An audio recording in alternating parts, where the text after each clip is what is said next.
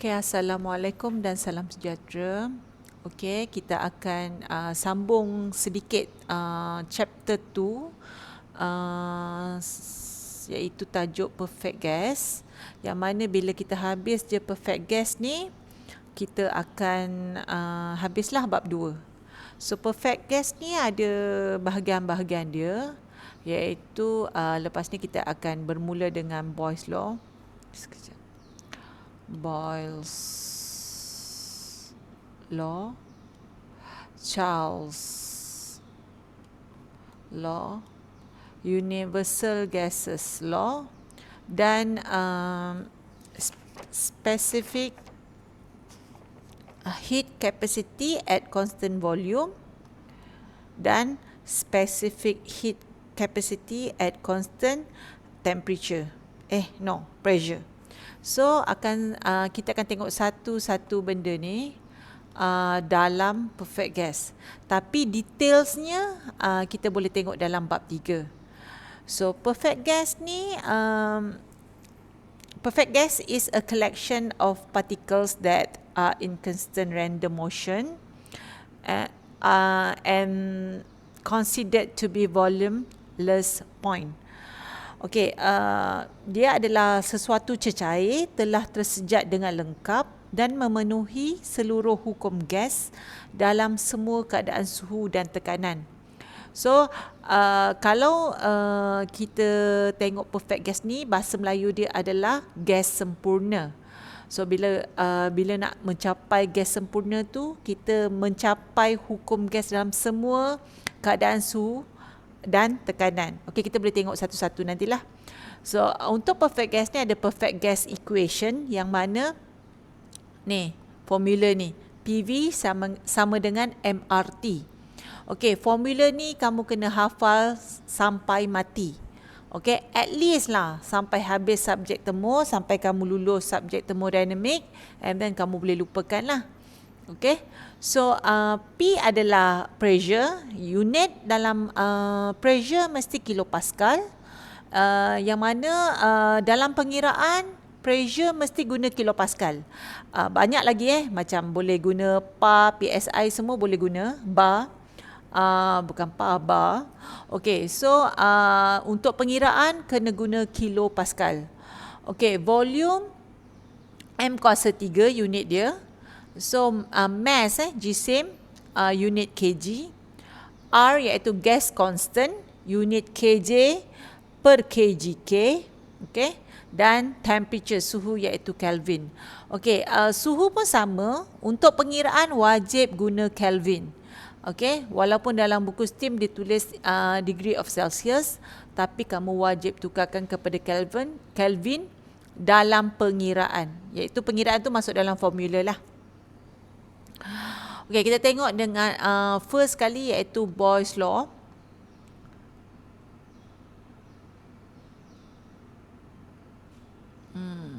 Okay, kita tengok satu-satu. Tengok atas dulu. Okay, Boyle's law ni ataupun hukum Boyle sebenarnya dia dijumpai oleh orang yang bernama Boyle.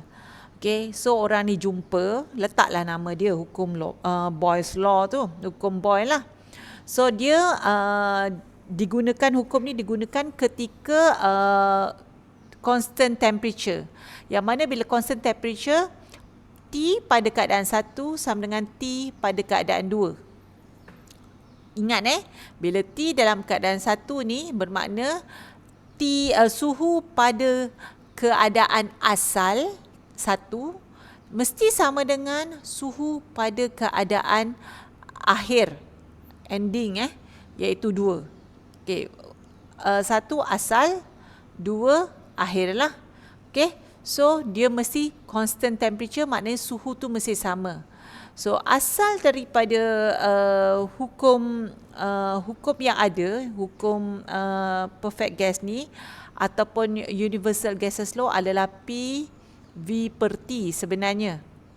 Okay, so sama dengan, kalau 1 asal dengan P 2 V2 per T2. Okey, iaitu pada PV per T ni pada keadaan asal mesti sama dengan pada keadaan akhir. Okey. So, boleh kamu tambahkan dekat sini. Selain daripada kamu kena ingat PV sama dengan MRT, kamu kena ingat satu lagi PV per T. 111 sama dengan P2V2 per T2. Okey, ini pun kamu kena ingat. Okey.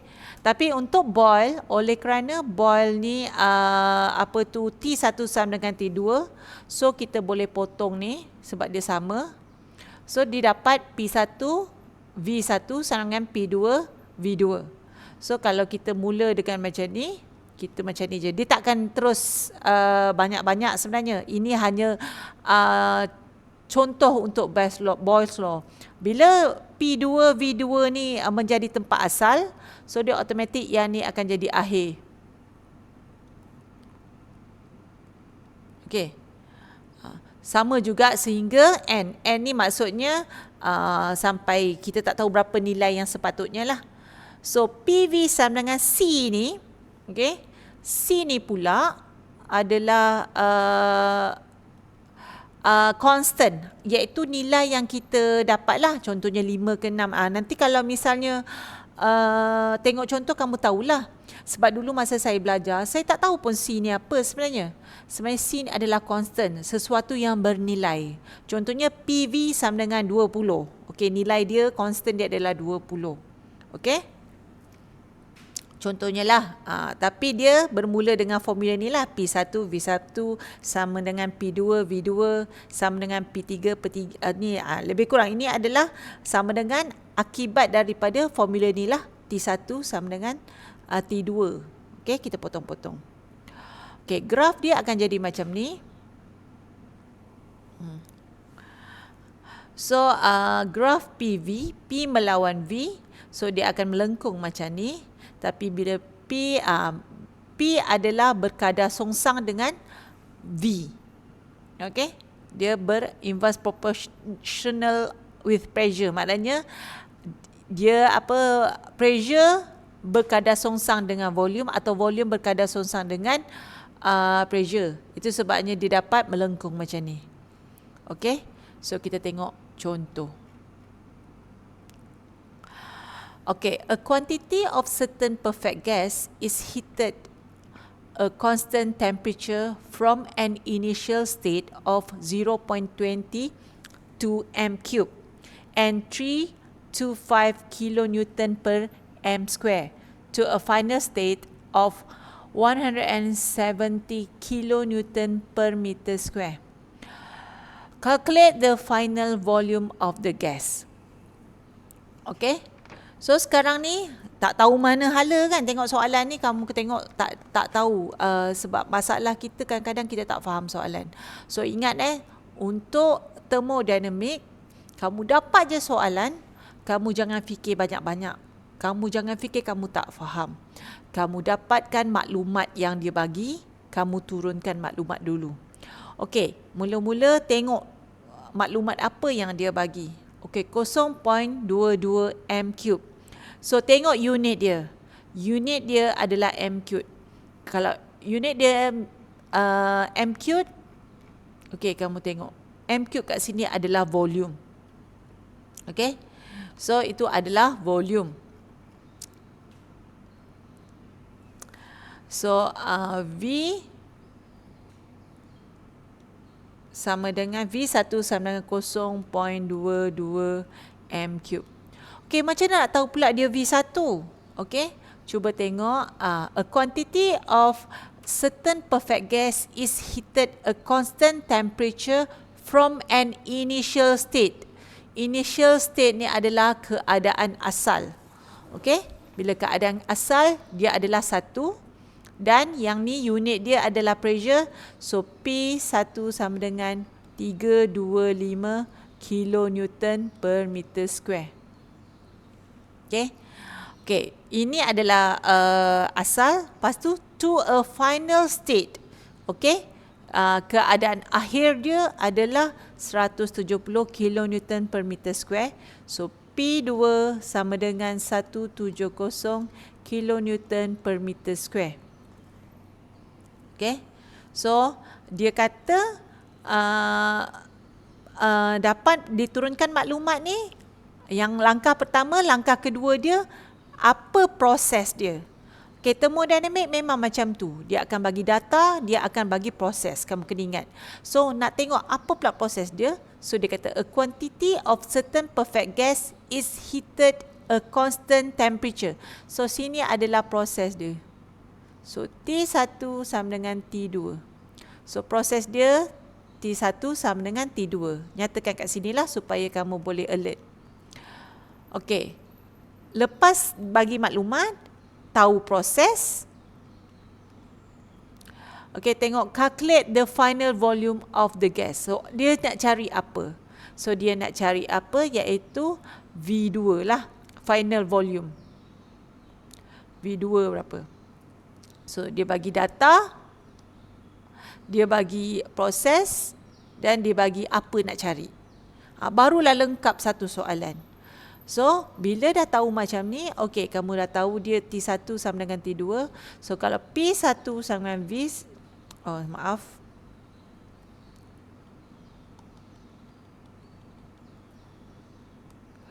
kalau P1 V1 per T1 sama dengan P2 V2 per T2. So, potong sebab dia T1 sama dengan T2. Dekat bawah ni sama potong. So, masukkan nilai P1 V1 sama dengan P2 V2. So, dia masuk nilai, dia bagi P1 dia bagi, V1 dia bagi, P2 dia bagi, V2 nak dicari. So, kamu masuk je lah. Kita tukar dulu. V2 sama dengan P1 V1 per P2. Sama dengan P1 adalah 325 darab V2 0.22. P2 adalah 170. Okay, tekan kalkulator, kamu akan dapat V2. Okey. Okey, lagi satu saya terlupa nak bagi tahu tadi. Okey. Saya ada cakap sebelum ni, dalam pengiraan pressure mesti kilopascal. So, sekarang ni dia nyatakan dekat sini kilonewton per meter square. So, kamu kena tahu 1 kilopascal sama dengan 1 kilonewton per meter square. So, boleh gunalah benda ni. 1 pascal sama dengan 1 newton per meter square. So, 1 kilopascal sama dengan 1 kilonewton per meter square. So, yang unit ni boleh digunakan. Kalau tidak, kamu memang kena tukarkan dia kepada kilopascal ataupun kilonewton per meter square.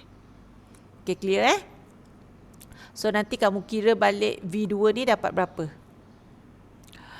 Okay, itu adalah Boyle's law. So, kita tengok Charles' law.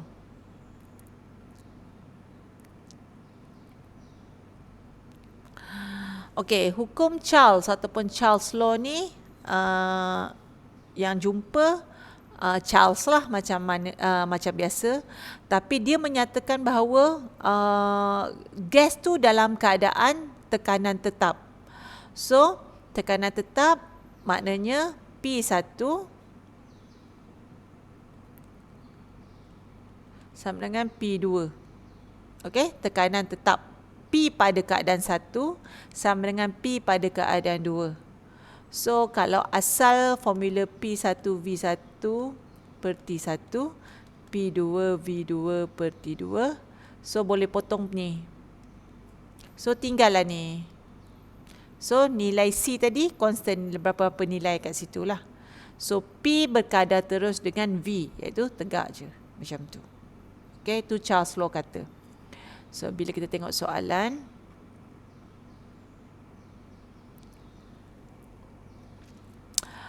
okay, a quantity of gas at 0.65 m³ and 400 degree of Celsius undergoes a constant pressure process. Okay, that causes the volume of gas to decrease to 0.27 m³. Calculate the temperature of the gas at the end of the process. Okay, so macam biasa, nyatakan dia punya data yang dia bagi. So ini adalah V1 0.65 m3. Yang ni adalah T1. Kalau dia tak cakap initial state pun, kamu boleh nampaklah dia beritahu a quantity of gas. Dia tak beritahu lagi proses apa yang berlaku. Okay, so kamu tahu ini yang first lah, sebab dia kata undergoes a constant pressure process that causes the volume of the gas decrease. Bila dia dah dikenakan proses, baru isi padu gas ni berkurangan kepada 0.27 m3. Okay, so sekarang ni kita anggapkan, bukan anggap, dia memang asalnya adalah satulah, keadaan asal. So tadi saya dah bagi tahu benda yang wajib kena tukar adalah pressure mesti tukar kepada kilopascal ataupun kilonewton per meter square. Dan satu lagi temperature kamu kena tukarkan dia kepada Kelvin. So nak tukar kepada Kelvin adalah 400 tambah 273. So dapat 673 Kelvin. Okay. So bila dah kena constant pressure, so dia punya volume berkurangan menjadi 0.27 m3. So dah dapat dah data. Yang langkah pertama settle, kamu tukar siap-siap dia punya unit. Lepas tu kamu tengok apa proses dia. So constant pressure process. So P1 sama dengan P2 proses dia. Dia tak cakap hukum apa tadi pun dia tak cakap hukum Bose. Yang ni dia tak cakap hukum Charles, tapi dia nyatakan dalam soalan apa proses tu berlaku. Okey, lepas tu baru data dia dah bagi, proses dia dah bagi, so kamu kena cari apa yang dia nak. So dia nak adalah T2. Okey, calculate temperature of the gas at the end. Okay, at the end, so cari T2. Okay, so